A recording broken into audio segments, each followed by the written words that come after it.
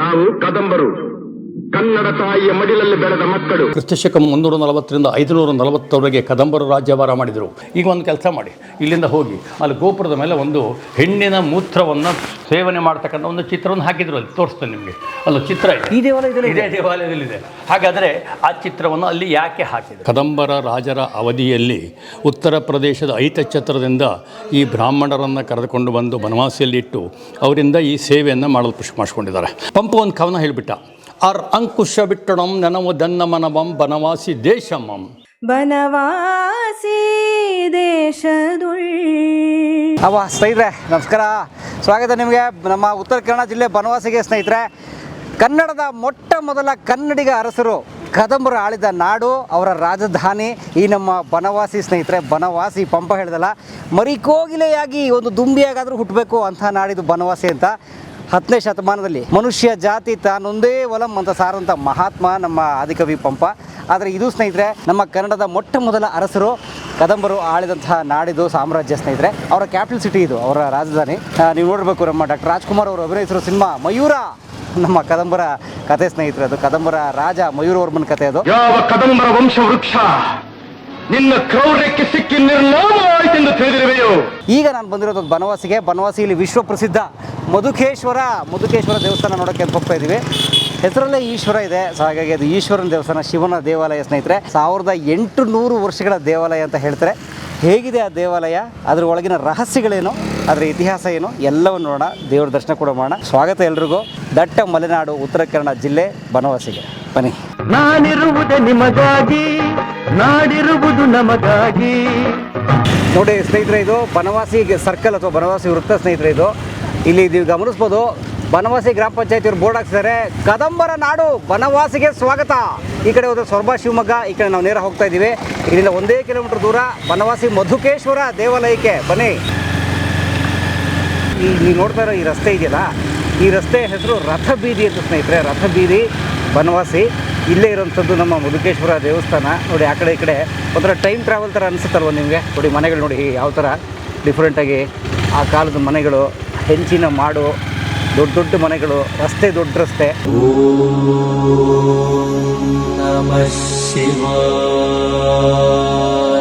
ಗುರುಡೆ ನಮಸ್ಕಾರ. ನಮಸ್ಕಾರ. ತಮ್ಮ ಹೆಸರು ಪರಿಚಯ? ನಾಗೇಶ್ ಪತ್ರೆ ಅಂತ, ಇಲ್ಲಿ ದೇವಸ್ಥಾನದ ಅರ್ಚಕರು. ಹೌದು. ಈ ಅರ್ಚಕರದ್ದೇನು ಪರಂಪರೆ ಇದೆಯಾ ಅಥವಾ ಹೇಗೆ? ಪರಂಪರೆ ಇದೆ. ಈ ಬನವಾಸಿಗೆ ಮಾತ್ರ ಪರಂಪರೆ ಇರೋದು. 108 ಉಪಾಧಿವಂತರು. ಯಾಕಂದರೆ ಪ್ರಾತಃ ಕಾಲ, ಮಧ್ಯಾಹ್ನ, ಸಾಯಂಕಾಲ, ತಾಸೆನ್ನು, ಜ್ಯೋತಿಷ, ಪುರೋಹಿತ, ಹಲವಾರು ಮನೆತನಗಳು. ಈ ಮನೆತನಗಳು ಆನುವಂಶಿಕವಾಗಿ ಬಂದಿರತಕ್ಕಂಥದ್ದು. ಕದಂಬರ ರಾಜರ ಅವಧಿಯಲ್ಲಿ ಉತ್ತರ ಪ್ರದೇಶದ ಐತಛತ್ರದಿಂದ ಈ ಬ್ರಾಹ್ಮಣರನ್ನು ಕರೆದುಕೊಂಡು ಬಂದು ಬನವಾಸಿಯಲ್ಲಿಟ್ಟು ಅವರಿಂದ ಈ ಸೇವೆಯನ್ನು ಮಾಡಲು ಮಾಡಿಸ್ಕೊಂಡಿದ್ದಾರೆ. ಅವರಿಗೆ ಆಗಿನ ಕಾಲಕ್ಕೆ ಭೂಮಿಯನ್ನು, ಮನೆಯನ್ನು, ಜಾಗವನ್ನು ಕೊಟ್ಟಿದ್ದರು ಒಂದು ಸ್ವಲ್ಪ ಆ ಕಾಲದಲ್ಲಿ. ಇವತ್ತದಿಲ್ಲ ಬಿಡಿ. ಈಗ ಏನಪ್ಪ ಅಂದರೆ ತಮ್ಮ ಜೀವನಕ್ಕಾಗಿ ಕೆಲವು ಜನ ಮಾತ್ರ ಈ ಸೇವೆಯನ್ನು ನಡೆಸ್ಕೊಂಡು ಹೋಗ್ತಾ ಇದ್ದಾರೆ. ಹಲವಾರು ಜನ ಈ ಸೇವೆಯಿಂದ ಹಿಂಸರಿದಿದ್ದಾರೆ. ಅಂದರೆ ಅವರು ತಮ್ಮ ಉದ್ಯೋಗಕ್ಕಾಗಿ ಹೊರಗಡೆ ಹೋಗಿದ್ದಾರೆ. ಹಿಂದಿನಿಂದ ನಡೆದು ಬಂದಿದ್ದು ಪದ್ಧತಿ. ಹೌದು, ಹಿಂದಿನಿಂದ ನಡೆದು. ಮತ್ತು ಈ ದೇವಾಲಯದ ಹಿನ್ನೆಲೆ ಬಗ್ಗೆ ಮಾತಾಡೋದಾದರೆ, ದೇವಾಲಯದ ಹಿನ್ನೆಲೆ ಬಗ್ಗೆ ಮಾತಾಡಬೇಕಂದ್ರೆ ನೀವೊಂದು ಇದನ್ನು ಕೇಳಿದಿರಾ, ಬಾಗಿಲೋಳು ಕೈ ಮುಗಿದು ಒಳಗೆ ಬಾ ಯಾತ್ರಿಕನೇ, ಇದು ಶಿಲೆಯಲ್ಲ, ಇದು ಕಲೆಯ ಬಲೆಯೋ. ಹಾಗಾದರೆ ಇಷ್ಟು ಸುಂದರವಾಗಿ ಯಾಕೆ ಹೇಳಿರ್ಬೋದು ಅವನು? ಪಂಪ ಒಂದು ಕವನ ಹೇಳಿಬಿಟ್ಟ, ಆರ್ ಅಂಕುಶ ಬಿಟ್ಟಣಂ ನನವು ದನ್ನ ಮನವಂ ಬನವಾಸಿ ದೇಶಮಂ. ಬನವಾಸಿಯನ್ನು ಇವತ್ತು ಬನವಾಸಿ ಅಂತ ಕರಿತೀವಿ. ಇದಕ್ಕೆ ಒಂದು ಸಪ್ರೇಟ್ ಬನವಾಸಿ ದೇಶ ಅಂತ ಕರೀತಾ ಇದ್ದೀವಿ. ಹಾಗಾದರೆ ಈ ಒಂದು ಇಷ್ಟೆಲ್ಲ ಸುಂದರವಾಗಿ ಹೇಳಿಕೆ ಒಂದು ಕಾರಣ ಏನು ಅಂದರೆ, ಒಂದು ಕವನ ಬರೀತಾನೆ ಕೆಳಗಡೆ. ಮತ್ತೆ ಚಾಗದ ಭೋಗದ ಅಕ್ಕರಿಯದ ಗೇಯದ ಗೊಟ್ಟಿ ಎಲಿಮೆನ್ಪುಗಳ ಆಗರವಾದ ಮಾನಿಸರೇ, ಮಾನಿಸುವರಂಥವರಾಗಿ ಪುಟ್ಟಳೆಣ್ಮೇಣ್ ಕೋಗಿಲೆಯಾಗಿ ಪುಟ್ಟಬೇಕು ಈ ಬನವಾಸಿ ದೇಶದ. ಏನು ಸುಂದರವಾಗಿದೆ. ಈ ಪಂಪನ ಒಂದು ಕವನವೇ ಇವತ್ತು ಬನವಾಸಿಗೆ ಇಷ್ಟು ಪ್ರಸಿದ್ಧ ಆಗಲಿಕ್ಕೆ ಒಂದು ಕಾರಣ. ಹಾಗಾದರೆ ತನಗೆ ಮರುಜನ್ಮ ಎಂತಿದ್ದರೆ ಕೋಗಿಲೆಯಾಗಿ ಹುಟ್ಟಬೇಕು, ತಪ್ಪಿದರೆ ಮರಿ ದುಂಬಿಯಾಗಿ ಹುಟ್ಟಬೇಕು ಅಂತ ಹೇಳಬೇಕಾದ್ರೆ ಬನವಾಸಿ ಹೇಗಿತ್ತು ಆ ಕಾಲದಲ್ಲಿ? ಸ್ವಲ್ಪ ನಾವು ಹಿಂದೆ ಹೋಗೋಣ. ಮಾವು, ತೆಂಗು, ಹಲಸು, ಬೀಟೆ, ಹೊನ್ನೆ, ಮತ್ತಿ, ತ್ಯಾಗ, ಶ್ರೀಗಂಧದಿಂದ ತುಂಬಿ ತುಳುಕಾಡ್ತಾ ಇತ್ತು. ಆ ಪರಿಸರವನ್ನು ನೋಡಿದಂಥ ಕವಿಗೆ ತನಗೆ ಮರುಜನ್ಮ ಎಂತಿದ್ದರೆ ತಾನು ಕೋಗಿಲೆಯಾಗಿ ಹುಟ್ಟಬೇಕು ಅಂತ ಹೇಳಿದ್ದಾನೆ. ಆದರೆ ಇವತ್ತು ಆ ಪರಿಸರ ಇಲ್ಲ. ಯಾಕಂದರೆ ಇದು ನಾನು ಹೇಳ್ತಾ ಇರ್ತಕ್ಕಂಥ ಪಂಪನ ಕವನ 1000 ವರ್ಷಗಳ ಹಿಂದಿನ ಕವನ. ಇದು ಬಹುಶಃ 9-10ನೇ ಶತಮಾನ. ಹೌದು, 9-10ನೇ ಶತಮಾನ. ಆಗ ನಾವು ಈ ಪರಿಸರದಲ್ಲಿ ಅಷ್ಟು ಮಾವು ತೆಂಗುಗಳು ಬೇಕಾದಷ್ಟು ತುಂಬಿ ತುಳುಕಾಡ್ತಾ ಇತ್ತು. ಇವತ್ತು ಪರಿಸರದ ಒಂದು ಕಾಲಮಾನದ ಪ್ರಕಾರ ಅದು ನಶಿಸಿದೆ. ಆದರೆ ದೇವಸ್ಥಾನ ಮಾತ್ರ ಹೇಗಿದೆಯೋ ಹಾಗೇ ಇದೆ. ಒಂದು ಗುಂಜಿ ಕೂಡ ದೇವಸ್ಥಾನ ಇವತ್ತು ಯಾವುದೇ ರೀತಿಯಲ್ಲಿ ಭಗ್ನ ಆಗಿಲ್ಲ, ಏನು ತೊಂದರೆ ಆಗಿಲ್ಲ. ಹಾಗಾಗಿ ಪಂಪನ ಒಂದು ಕವನವೇ ಬನವಾಸಿಯ ಒಂದು ಮೇಲ್ಮಟ್ಟಕ್ಕೆ ಮುಟ್ಟಲಿಕ್ಕೆ ಒಂದು ಕಾರಣ ಅಂತ ನಾವು ಅಧಿಕೃತ ಹೇಳಬಹುದು. ನಾವು ಈಗ ಹಿಂದ್ಗಡೆ ಹೋದರೆ ಬನವಾಸಿನ ಕೃತಯುಗದಿಂದ ತ್ರೇತಾಯುಗದವರೆಗೆ ನಾವು ನೋಡೋಣ. ಕೃತಯುಗದಲ್ಲಿ ಬೈಂದವಿ ಅಂತ ಕರೆದರು, ತ್ರೇತಾಯುಗದಲ್ಲಿ ಕೌಮುದಿ ಅಂತ ಕರೆದರು, ದ್ವಾಪರಾಯುಗದಲ್ಲಿ ಜಯಂತಿಪುರ, ವೈಜಯಂತಿಪುರ, ಸಂಜಯಂತಿಪುರ, ಕನಕಪುರ ಅಂತ ಕರೆದರು. ಈಗ ನಾವು ಕಲಿಯುಗದಲ್ಲಿ ಬನವಾಸಿ ಅಂತ ಕರೀತೇವೆ. ಬನ ಅಂದರೆ ಅರಣ್ಯ ಅಂತ ಅರ್ಥ. ಬನವಾಸಿ ಅಂದರೆ ಅರಣ್ಯದ ಮಧ್ಯದಲ್ಲಿರತಕ್ಕಂಥ ಮಂದಿರ ಬನವಾಸಿ. ಕೃತಯುಗ, ತ್ರೇತಾಯುಗ, ದ್ವಾಪರಾಯುಗ, ಚತುರ್ಯುಗ ಪ್ರತಿಷ್ಠಿತ ಲಿಂಗ. ಚತುರ್ಯುಗ ಪ್ರತಿಷ್ಠಿತ ಲಿಂಗ ಒಂದು ಯುಗ ಅಲ್ಲ. ಒಂದು ಯುಗಕ್ಕೆ ಎಷ್ಟು ವರ್ಷಗಳು? ಲಕ್ಷಾಂತರಗಟ್ಟಲೆ ವರ್ಷ ಇದೆ. ಕಲಿಯುಗೆ ಪ್ರಥಮ ಪಾದೆ ಅಂತ ಕರೀತಾರೆ. ಕಲಿಯುಗದ ಮೊದಲನೇ ಹಂತದಲ್ಲಿ ನಾವಿದ್ದೀವಿ ಅಂತ ಅರ್ಥ. ಕಲಿಯುಗದ ಪ್ರಥಮ ಭಾಗದಲ್ಲಿ ಇನ್ನು 3 ಯುಗ ನಾವು ಪಾದವನ್ನು ಕಳಿಬೇಕು. ಕಲಿಯುಗದ ಮೊದಲನೇ ಪಾದದಲ್ಲಿ ನಾವಿದ್ದೀವಿ. ಇನ್ನು 4 ಪಾದಗಳನ್ನು ನಾವು ದಾಟಬೇಕಾಗಿದೆ. ಅದರ ಕಾಲಮಾನ ಬಿಡಿ, ಹಾಗಾಗುತ್ತೆ ಗೊತ್ತಿಲ್ಲ. ಹಾಗಾಗಿ ಚತುರ್ಯುಗ ಪ್ರತಿಷ್ಠಿತ ಲಿಂಗ ಆದ್ದರಿಂದ ಅದ್ಭುತವಾದ ಒಂದು ಹಿನ್ನೆಲೆ ಇರತಕ್ಕಂಥ ಲಿಂಗ ಇದು. ನೀವು ಆವಾಗ ಹೇಳಿದರು, ನಮ್ಮ ಅರ್ಚಕರನ್ನು మేము ಹೇಳಿದರು, ಬದುಕೇಶ್ವರ ಅಂದರೆ ಏನು? ಮಧು ಅಂದರೆ ಜೇನುತುಪ್ಪದ ಬಣ್ಣದಲ್ಲಿರ್ತಕ್ಕಂಥ ಲಿಂಗ. ಮತ್ತು ಕ್ಷೇತ್ರ ಮಾತ್ಮೆ ಪ್ರಕಾರ ಮಧು ಮತ್ತು ಕೈಟೆಂಬ ರಾಕ್ಷಸನ ವಿಷ್ಣು ಸಂಹಾರ ಮಾಡಿದ ಒಂದು ಆಧಾರದ ಮೇಲೆ ಬನವಾಸಿಯಲ್ಲಿ ಮಧುಕೇಶ್ವರ, ಕಾಶಿಯಲ್ಲಿ ವಿಶ್ವೇಶ್ವರನ ಪ್ರತಿಷ್ಠಾಪನೆ ಆಗಿದೆ. ಇಲ್ಲಿ ಆನವಟ್ಟಿಯಲ್ಲಿ ಕೈಟಬೇಶ್ವರ ಎಂಬ ಪ್ರತಿಷ್ಠಾಪನೆ ಆಗಿದೆ ಅಂತ. ಹೀಗೆ ಹಿಂದಿನಿಂದನೂ ಕೂಡ ಇಲ್ಲಿಯವರೆಗೂ ಕೂಡ ರಾಜಾಶ್ರಯವನ್ನು ಹೊಂದಿರತಕ್ಕಂಥ ದೇವಸ್ಥಾನ ಇದು. ಯಾಕಂದರೆ ಸಹಜವಾದ ದೇವಸ್ಥಾನ ಅಲ್ಲ. 2ನೇ ಶತಮಾನದಲ್ಲಿ ಚುಟುವಂಶದ ರಾಜ್ಯಭಾರ ಮಾಡಿದರು. 3 ಕ್ರಿಸ್ತಶಕ 340ರಿಂದ 540ರವರೆಗೆ ಕದಂಬರು ರಾಜ್ಯಭಾರ ಮಾಡಿದರು. ಕದಂಬರ ಮೂಲಪುರುಷ ಮಯೂರವರ್ಮ ಮತ್ತು ಬ್ರಾಹ್ಮಣ ಕಾಂಚಿಗೆ ಸಂಸ್ಕೃತ ಹೆಚ್ಚಿನ ವಿದ್ಯಾಭ್ಯಾಸಕ್ಕಾಗಿ ಹೋದಾಗ ಪಲ್ಲವರ ಕುದುರೆ ಸೋಮಾನದ ಅವಮಾನಿತನಾಗಿ ತನ್ನ ಬ್ರಾಹ್ಮಣತ್ವವನ್ನು ಬಿಟ್ಟು ಕ್ಷಾತ್ರ ಧರ್ಮವನ್ನು ಸ್ವೀಕಾರ ಮಾಡಿ ಕದಂಬ ವೃಕ್ಷದ ಬುಡದಲ್ಲಿ ವಾಸ ಮಾಡಿ ತನ್ನ ರಾಜ್ಯಕ್ಕೆ ಕದಂಬ ರಾಜ್ಯ ಅಂತ ಹೆಸರಿಟ್ಟುಕೊಂಡು ಬನವಾಸಿ ಅಂತ ತನ್ನ ರಾಜಧಾನಿಯಾಗಿ ಮಾಡಿಕೊಂಡು 340 ವರ್ಷಗಳ ಕಾಲ ಅವ್ಯಾಹತವಾಗಿ ಕದಂಬರ ರಾಜ್ಯಭಾರ ಆಗಿದೆ. ಆಗ ಬನವಾಸಿ ಉತ್ಕೃಷ್ಟವಾದ ಸ್ಥಿತಿಯಲ್ಲಿತ್ತು. ಆ ಕಾಲದಲ್ಲಿ ಇಲ್ಲಿ ಈ ಮಧುಕೇಶ್ವರನ ನಿತ್ಯ ಸೇವೆಗೋಸ್ಕರವಾಗಿ ಬನವಾಸಿಗೆ 108 ಉಪಾಧಿ ಬ್ರಾಹ್ಮಣರನ್ನು ಕರೆದು ತಂದಿಟ್ಟು ಆ ಒಳ್ಳೆಯ ವಿಶೇಷವಾದ ಪೂಜೆಯನ್ನು ಮಾಡಿಸ್ಕೊಂಡು ಬರ್ತಾಯಿದ್ರು ಆ ಕಾಲದಲ್ಲಿ. ಹಾಗಾಗಿ ಅನಂತರ ಕದಂಬರ ಕಾಲದಲ್ಲಿ ಕದಂಬ ಮಯೂರವರ್ಮ, ಕಂಗವರ್ಮ, ಕಾಕುಸವರ್ಮ, ನೀಲವರ್ಮ ಹಲವಾರು ವರ್ಮಗಳು ರಾಜ್ಯಭಾರ ಮಾಡಿದರು. ಅನಂತರ ವಿಭಾಗ ಆಗಿಬಿಟ್ರು. ಅಂದರೆ ತಮ್ಮ ಭಾಗವನ್ನು ಬೇರೆ ಬೇರೆ ಮಾಡಿಕೊಂಡ್ರು. ಕದಂಬರು ಹೊಡೆದುಬಿಟ್ರು. ಒಂದು ಬನವಾಸಿ ಕದಂಬರು, 2 ಹಾನಗಲ್ ಕದಂಬರು, 3 ಗೋವಾ ಕದಂಬರು. 3 ಜಾಗದಲ್ಲಿ ಕದಂಬರ ಆಡಳಿತ ಪ್ರಾರಂಭ ಆಯಿತು. ಒಂಥರ ಅಂಟಂಗಳು ಪಾಲ್ತಾರ. ಹೌದೌದು. ಅಂದರೆ ಹಿಂದೂ ಏನಿತ್ತು ಗೊತ್ತಾ?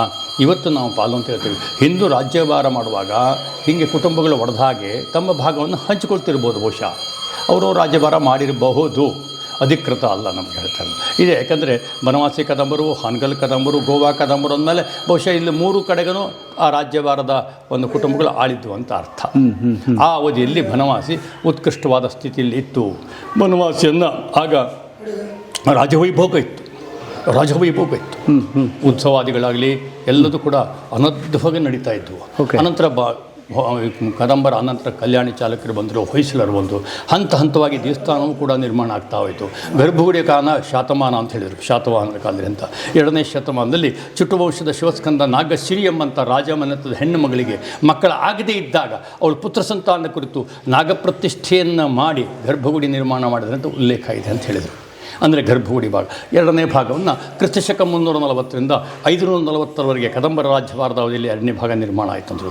3ನೇ ಭಾಗ 11ನೇ ಶತಮಾನದಲ್ಲಿ ಬಾದಾಮಿ ಚಾಲುಕ್ಯರ ಕಾಲದಲ್ಲಿ ನಿರ್ಮಾಣ ಆಗಿದೆ ಅಂತ. ಹಾಗಾದರೆ ನಮಗೆ ಇದೊಂದು ಗೊತ್ತಾಗುತ್ತೆ, ಉಲ್ಲೇಖ ಇದೆ. ಹೇಗೆ ಗೊತ್ತಂದರೆ, ನೀವು ಹೊರಗೆ ದೇವಸ್ಥಾನದ ಒಳಗಡೆ ನಂದಿ ಹತ್ತಿರ ಬಂದ ತಕ್ಷಣ ಶಿಲೆಯನ್ನು ನೋಡಿದಾಗ ಇವೆಲ್ಲ ಬೇಲೂರು, ಐಹೊಳೆ, ಪಟ್ಟದಕಲ್ಲು ಈ ಸಿಸ್ಟಮ್ನಲ್ಲಿ ಶಿಲೆಗಳಿದೆ. ಚಿತ್ರಕಲೆಗಳು ಹೊಯ್ಸಳ ಆರ್ಟಿಕಲ್ಸ್ ಇದೆ. ಅದೇ 2ನೇ ಭಾಗಕ್ಕೆ ಹೋದಾಗ ಸ್ಕ್ವೇರ್ ಪಿಲ್ಲರ್ಸ್, ಚೌಕ್ ಪಿಲ್ಲರ್ಸ್ ಇದೆ. ಜಸ್ಟ್ ಆರ್ಟಿಕಲ್ ಸ್ಟಾರ್ಟ್ ಆಗಿದೆ. ನೀವು ಗರ್ಭಗುಡಿಗೆ ಹೋದರೆ ನೋ ಆರ್ಟಿಕಲ್ಸ್ ಇನ್ಸೈಡ್, ಯಾವ ಆರ್ಟಿಕಲ್ಸು ಇಲ್ಲ, ಶಿಲ್ಪಕಲೆಗಳಿಲ್ಲ. ಇಲ್ಲ. ಅಂದರೆ ಹಂತವಾಗಿ ದೇವಸ್ಥಾನದ ನಿರ್ಮಾಣ ಆದ ಬಗ್ಗೆ ನಮಗೆ ಉಲ್ಲೇಖ ಸಿಗುತ್ತೆ. ಅಂದರೆ ಮೊದಲು ಭಾಳ ಸರಳವಾಗಿ ಶುರುವಾಗಿ ಆನಂತರ ಇದರ ಕಲೆ ಅರಳಿದೆ, ಬೆಳ್ತಾ ಬಂದೆ. ಈಗ ಮೊದಲು ಏನು ಗೊತ್ತಾ, ಯಾವತ್ತೂ ಅಷ್ಟೇ. ಈಗ ಶಿಕ್ಷಣ ಹೇಗೆ ನಾವು ಬಾಲ್ಯದಲ್ಲಿದ್ದಾಗ ಯಾವತ್ತೂ ಇರುತ್ತೆ, ನಮ್ಮ ಯೌವನದಲ್ಲಿ ನಾವು ಏನು ಓದ್ತಾ ಹೋದಾಗ ನಮಗೆ ಇನ್ನೂ ಬೆಳೀತಾ ಹೋಗುತ್ತೆ. ಬುದ್ಧಿ ಬೆಳೆದ ಹಾಗೆ ಆ ಅಭಿವೃದ್ಧಿನೂ ಬೆಳೀತಾ ಹೋಗುತ್ತೆ ಅಲ್ವಾ? ಹೌದು. ಹಾಗೆ ಈ ಶಿಲ್ಪಿಗಳು ಹಾಗೆ ಹೊಯ್ಸಳರ ಕಾಲದಲ್ಲಿ ಅನದ್ಭುತ ಶಿಲ್ಪಿಗಳು. ಇವತ್ತು ಬೇಲೂರು ನೋಡಿ ಏನು ಸುಂದರವಾಗಿದೆ. ಚೆನ್ನಕೇಶ್ವ. ಚೆನ್ನಕೇಶ್ವರ ದೇವಸ್ಥಾನ ಹೇಗಿದೆ ಅದು ಹೊಯ್ಸಳರದ್ದು. ಹೊಯ್ಸಳ ಎಷ್ಟು ಸುಂದರವಾಗಿದೆ. ಆದರೆ ಅದೇ ಹೊಯ್ಸಳ ಚಿತ್ರಕಲೆ ಬನವಾಸಿಲಿಲ್ಲ ಅಲ್ವಾ? ಆ ರೀತಿ ಚಿತ್ರಕಲೆ ಇಲ್ಲ, ಅಲ್ಲಿದೆ ಅದು. ಇಲ್ಲಿ ಬೆಳ್ಳೆಗಾವಿ ಅಂತಿದೆ, ಅಲ್ಲಿ ಶೃಂಗಾರ ಕಲೆ ನೋಡ್ಬೇಕು ನೀವು, ಹೋಗಿ ಶೃಂಗಾರ ಕಲೆ ನೋಡ್ಕೊಂಬಂದು. ಮಿಥುನ ಶಿಲ್ಪಗಳು. ಹೌದು, ಮಿಥುನ ಶಿಲ್ಪಗಳು ಇವತ್ತು ನಾವು ಇದಕ್ಕೆ ನಾವು ಭಾಳ ನಾವು ನಾಚಿಕೆ ಪಡ್ತೇವೆ. ಅಯ್ಯೋ ಇದನ್ನೇನೋ ಒಂದು ಅಶ್ಲೀಲ ಅಂತ ಇದೆ. ಅಶ್ಲೀಲ ಅಲ್ಲ, ವಸ್ತು ಸ್ಥಿತಿಯನ್ನು ಅವನು ಚಿತ್ರಣವಾಗಿ ತೋರಿಸಿದಾನೆ. ಪಟ್ಟಿ ಮೇಲೆ ಹೀಗಿದೆ, ಹೀಗೆ ನಡೀತಾ ಇತ್ತು ಅಂತ. ಹಾಗಾದರೆ ಅವ್ರಿಗೆ ಬುದ್ಧಿ ಇರಲಿಲ್ವಾ? ಶಿಲೆ ಮೇಲೆ ಒಂದು ಚಿತ್ರ ಬಿಡಿಸ್ಬೇಕಾದ್ರೆ ಅವ್ರಿಗೆ ಗೊತ್ತಿ ಇಲ್ವಾ? ಅದನ್ನ ಯಾಕೆ ಬಿಡಿಸಿದ್ರು? ಬೇರೆ ಚಿತ್ರ ಕಾಣಲಿಲ್ವಾ ಅವರಿಗೆ? ಯಾಕೆ ಕಾಣಲಿಲ್ಲ? ಅದು ಗೌಪ್ಯವಾಗಿ ಖಾಸಗಿಯಾಗಿ ನಡೆಯುವಂಥ ಚಟುವಟಿಕೆ ಹೇಳ್ತಕ್ಕಂಥದ್ದು ಗೌಪ್ಯ ಅಲ್ವಾ? ಅದು ತೋರಿ ಜನರ ಎದುರಿಗೆ ಮಾಡ್ತಕ್ಕಂಥ ಚಿತ್ರ ಅಲ್ಲ. ಹಾಗಾದರೆ ಶಿಲ್ಪಿ ಶಿಲೆಯ ಮೇಲೆ ಪ್ರತ್ಯಕ್ಷವಾಗಿ ಕಾಣುವ ರೀತಿಯಂತೆ ಯಾಕೆ ಕೆತ್ತಿದ? ಅದು ಸಾರ್ವಜನಿಕರು ಬರೋ ದೇವಾಲಯಕ್ಕೆ. ಅಂದರೆ ಅರ್ಥ ಇಷ್ಟೇ. ಇದು ಕಾಮ ಹೇಳ್ತಕ್ಕಂಥ ಶಬ್ದ ಏನಿದೆಯಲ್ಲ, ಇದು ನಮಗೆ ಅರ್ಥ ಅಲ್ಲ. ಧರ್ಮ, ಅರ್ಥ, ಕಾಮ, ಮೋಕ್ಷ, ಇದು 4 ಇದು ವೇದಗಳು. ಇದು 4 ಇದು ಅದು. ಆ 4 ಭಾಗಗಳೇನು ಮಾಡಿದ್ದಾರೆ? ಧರ್ಮ ಅಂದರೆ ಏನು, ಕಾಮ ಅಂದರೆ ಏನು, ಅರ್ಥ ಅಂದರೆ ಏನು, ಮೋಕ್ಷ ಅಂದರೆ ಏನು? ಅರ್ಥ ಮಾಡಿ ನೀವು.